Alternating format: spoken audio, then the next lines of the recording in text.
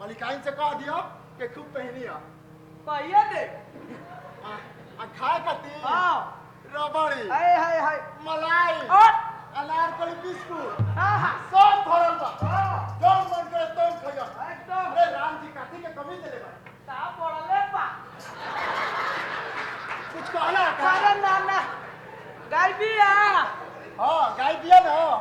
अच्छा वो है जो ससुरारी दहेज मिल रहा है। अरे हां याद तो बा। हां कह दियो कि गाय के इतना खियइयो कि तनी तहरे में मोटा जाओ। इहो कहे त परी। हां ठीक बा चली न एकदम। चल राम राम राम है अरे कहना बोल रहे एकदम मौत मुट्ठी में घुस गई।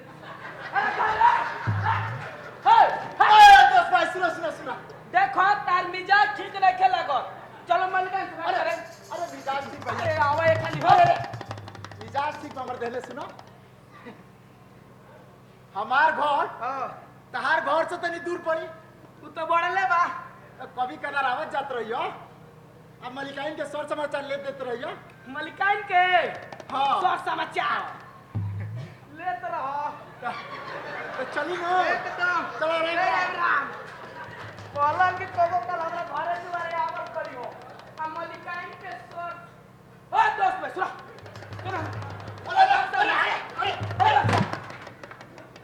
अच्छा भी धरा। अरे ई का बन मर्दे? कहत तर कि कबो कल हमरा घरे दुआरे आवत जात रहियो। आ मलिकाइन के सर समाचार लेत रहियो। अरे तारा घरे आइब आ तारा घरे जाइब त हई लोग का कही। अरे मर्दे तू ना आई गजबे हाल बता। धरे चाबी।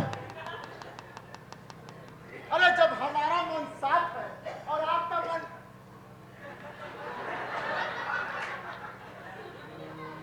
आपका मन साफ है ना? अरे जवाब को रहनू साफ है। बताइए। अरे जब हमारा मन साफ है और आपका मन साफ है तो हम लोग क्या करेंगे? अरे ई लोग क्या कहेंगे जी? ई लोग अलकतरा का झूर न है। भूसा के